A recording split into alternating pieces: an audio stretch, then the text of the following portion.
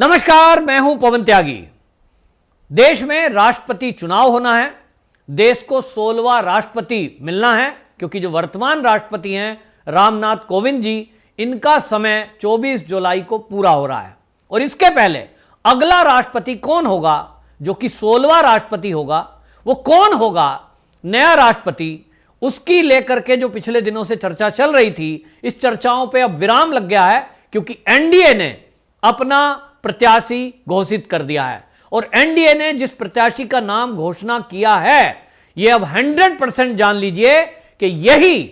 राष्ट्रपति बनना तय है। और यह नाम है द्रौपदी मुर्मू। जी हां, यह झारखंड की पूर्व राज्यपाल, मूल रूप से उड़ीसा में जन्मी, उड़ीसा के एक ट्राइबल एरिया में जन्मी, ट्राइबल परिवार में जन्मी, जिसको हम बनवासी कह सकते हैं। बनवासी क्षेत्र में पली बड़ी, ग्रामीण एरिया से और एक ऐसे परिवेश से, और इनके जीवन में जिस तरह से घटनाएं हुई हैं,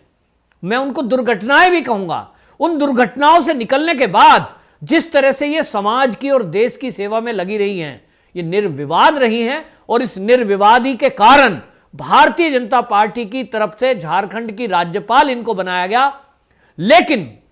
इनके नाम कोई आज तक विवाद दर्ज नहीं है। और इसके कारण इन्होंने एक रिकॉर्ड भी बनाया है कि राज्यपाल का समय पूरा होने के बावजूद भी इनको झारखंड में राज्यपाल पद पर रखा गया, और सबसे ज्यादा लंबे समय तक राज्यपाल रहने का रिकॉर्ड भी इनके नाम है। और ये 17 मई 2022 को झारखंड की राज्यपाल पद से ये इन्होंने कार्यकाल पूरा किया, और ये तब वहां से हटी। उसके बाद से आपको बताएं, भारतीय जनता पार्टी ये चिंतन कर रही थी कि राष्ट्रपति पद के लिए अगला उम्मीदवार कौन होगा।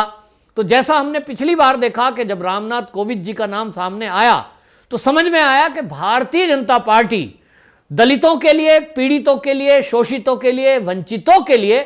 केवल नारे और केवल वादों में बात नहीं करती, जमीनी स्तर पर काम करती है। पिछली बार एससी कैंडिडेट रामनाथ कोविंद जी को उतारा गया था, तो यह मान के चल रहे थे कि इस बार शेड्यूल्ड ट्राइब किसी परिवार से कोई नाम ऐसा हो सकता है। ऐसा कौन नाम होगा, भारतीय जनता पार्टी में यह चिंतन किया गया। जो संसदीय दल की समिति है, उस समिति में 20 नामों पर चर्चा हुई, और आखिरकार जो पार्टी के अध्यक्ष हैं जेपी नड्डा जी, उन्होंने उन 20 में से, शेड्यूल्ड ट्राइब नामों में से एक नाम द्रौपदी मुर्मू के नाम पर मोहर लगाई और उसकी घोषणा कर दी। अब इस घोषणा के साथ ही मैं बिल्कुल आज ही आपको रिजल्ट बता रहा हूं, जो रिजल्ट 23 जुलाई को आएगा, और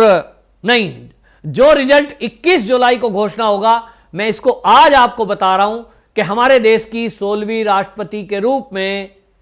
आप देखेंगे कि एनडीए की तरफ से जो घोषणा की गई है द्रौपदी मुर्मू, ये ही हमारे देश की 16वीं राष्ट्रपति होंगी। और मैं जो इतना कॉन्फिडेंस से कह रहा हूं, उसका कारण है कि आपको बताएं कि जो कुल वोटों की वैल्यू है, क्योंकि यहां जो लोकसभा मेंबर हैं, जो राज्यसभा के मेंबर हैं, वो वोट डालते हैं, और विधानसभा के सदस्य वोट डालते हैं। उनकी हर राज्य की वैल्यू अलग अलग है, लेकिन ये कुल वैल्यू जो राष्ट्रपति पद के लिए वोट करेंगे, इन कुल वोटों का वैल्यू है 10,86,431। 10,86,431 कुल वैल्यू है। और इसमें से किसका राष्ट्रपति बनेगा, वो उसको कितना वोट चाहिए, तो जीतने के लिए चाहिए 5,43,216, इतनी वोट चाहिए। और इसमें जो एनडीए है, अभी तक उसको लगभग 9,000 वैल्यू की, वोटों की कह लीजिए, कमी थी। लेकिन अब क्योंकि इन्होंने राष्ट्रपति पद के लिए ऐसा कैंडिडेट उतारा है जो उड़ीसा की जनता दल, बीजू जनता दल, वो बीजू जनता दल के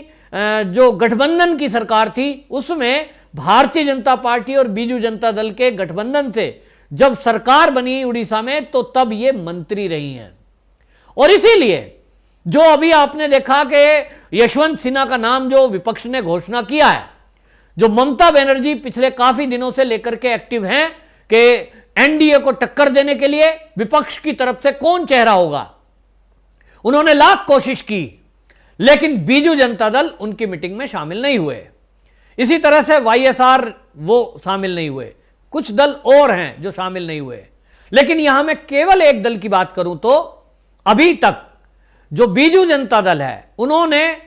किसी तरफ भी कोई घोषणा नहीं करी थी, लेकिन जैसे ही ये उन्हीं का संयुक्त एक कैंडिडेट रही हैं द्रौपदी मुर्मू, इनका नाम घोषणा हुआ है, तो आप समझ लीजिए कि इसमें 31,000 वैल्यू वोट जो बीजू जनता दल की है वो अब मिलना तय माना जा रहा है। भारतीय जनता पार्टी एनडीए के कैंडिडेट को राष्ट्रपति बनाने के लिए जो आज वर्तमान में एनडीए के पास वोट हैं वो 5,35,000 वोट आज लगभग है, जिसमें केवल 9,000 वोटों की जरूरत थी। अब उनको बीजू जनता दल की वोट मिलेंगी 31,000 और इसलिए बिल्कुल क्लियर कट विजय निश्चित है। हालांकि अधिकांश मामलों में यह होता है कि केंद्र में जिसकी सरकार है उसी का कैंडिडेट चुना जाता है, लेकिन यहां इस समय द्रौपदी मुर्मू का नाम जब घोषणा हुआ है, यहां एक बात तो ये कि ये महिला कैंडिडेट हैं, दूसरी बात ये कि ये वनवासी क्षेत्र से हैं, ट्राइबल हैं और एक साधारण परिवार से ये आने वाली हैं, कोई राजनीतिक कैरियर बैकग्राउंड नहीं है। लोगों ने इनको इनके काम को देखते हुए राजनीति में आने के लिए आग्रह किया, और छोटा मोटा आग्रह नहीं, काफी दिन प्रयास करना पड़ा लोगों को कि भाई इन्होंने आदिवासी क्षेत्र में जिस तरह के काम किए, जिस तरह से वनों में रहने वाले जो लोग हैं, वो उन लोगों को पढ़ने के लिए, उनके स्वास्थ्य के लिए, उनके अंदर जागरूकता लाने के लिए, मतलब आप समझिए कि परंपरागत चीजें वो कुछ चलते आ रहे थे, इन्होंने एक अभियान चलाया कि लोग जो है वेजिटेरियन बने, मांस को छोड़ें, हिंसा को छोड़ें, और इसलिए इन्होंने बहुत बड़ा अभियान चलाया। आपको इनकी सरलता के बारे में बताऊं कि जब ये राज्यपाल बनी झारखंड की,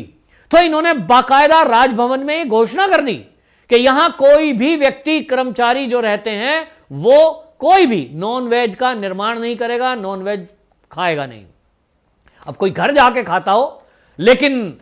ये ट्राइबल एरिया से आने के बावजूद इन्होंने वहां नॉन वेज को मनाही कर दिया। ये चर्चा का विषय बना रहा, क्योंकि जो आमतौर पे आप देखते हैं वनों में रहने वाले लोग, वनवासी क्षेत्र के लोग, ट्राइबल क्षेत्र के लोग आमतौर पर ये नॉन वेज खाते हैं, लेकिन इनका जीवन आध्यात्मिकता से जुड़ा हुआ है। और आपको बता दूं, ये एक बहुत प्रसिद्ध संस्था है हमारे भारत में, ब्रह्मा कुमारी ईश्वरीय विश्वविद्यालय,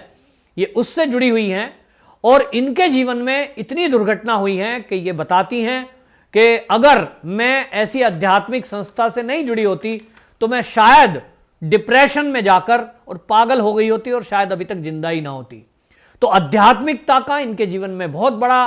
रोल है, और एक तरह से मैं कहूं तो जैसे हमारे मोदी जी हैं, उसी तरह ये शिव जी की भक्त हैं, ये शिव बाबा की भक्त हैं। तो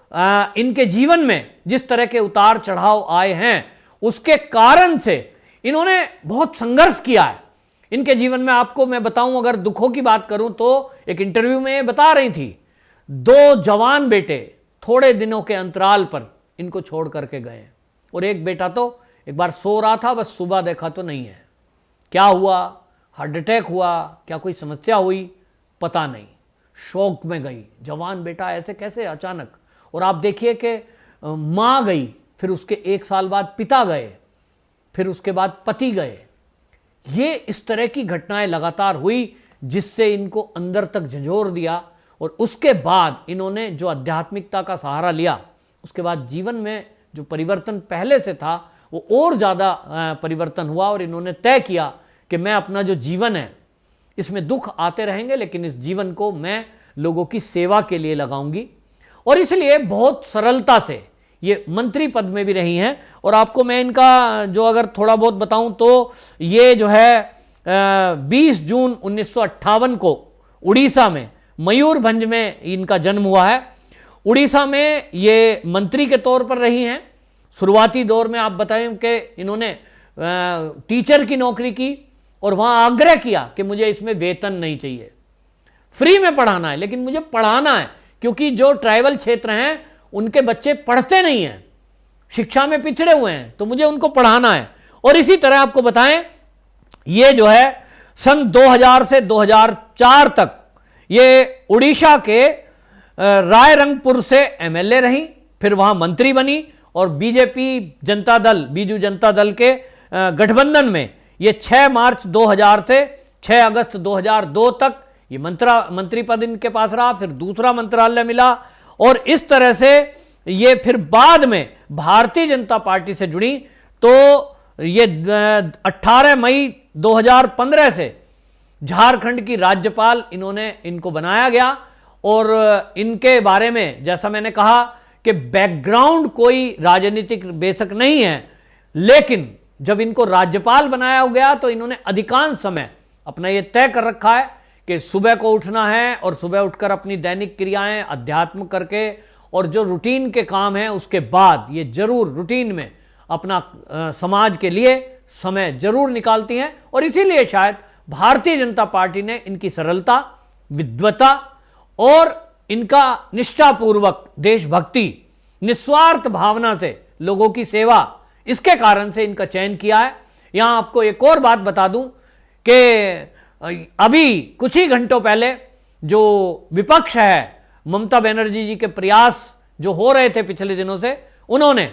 पहले शरद पवार जी का नाम घोषित किया, उन्होंने मना कर दिया, फिर फारूक अब्दुल्ला जी का नाम घोषित किया, उन्होंने मना कर दिया, तो फिर यशवंत सिन्हा जो भारतीय जनता पार्टी में ही थे लेकिन वहां मंत्री भी थे, उसके बाद उन्होंने छोड़कर टीएमसी ज्वाइन की। अब टीएमसी में वो एक तरह से अभी कुछ घंटे तक थे, लेकिन वहां से इस्तीफा देने के बाद वो संयुक्त विपक्ष के कैंडिडेट के तौर पर इनकी घोषणा की है।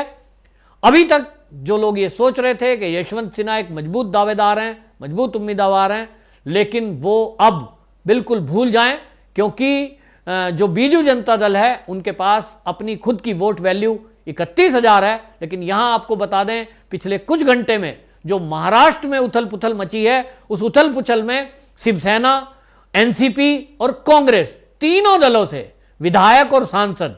वो टूटकर, जो खबरें हैं वो ये कि वो भारतीय जनता पार्टी के टच में है। कभी भी ये घोषणा हो सकती है कि महाराष्ट्र की सरकार गिर रही है और वो जो कैंडिडेट हैं वो भारतीय जनता पार्टी के पक्ष में आ रहे हैं। तो निश्चित रूप से जब ये चुनाव होगा तो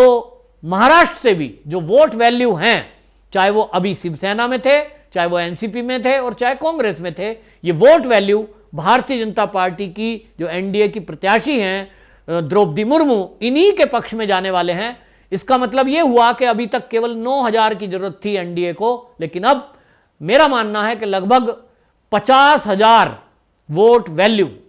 द्रौपदी मुर्मू के पक्ष में एनडीए को मिलने वाले हैं। और इसलिए अच्छा, तो अब इस जो आंकड़ा मैं बता रहा हूं इसको देखने के बाद अब देखना है कि विपक्ष फिर भी मैदान में अपना अपमान करवाने के लिए डटा रहता है या निर्विरोध चुनाव के लिए मैदान खाली करता है। वंदे मातरम।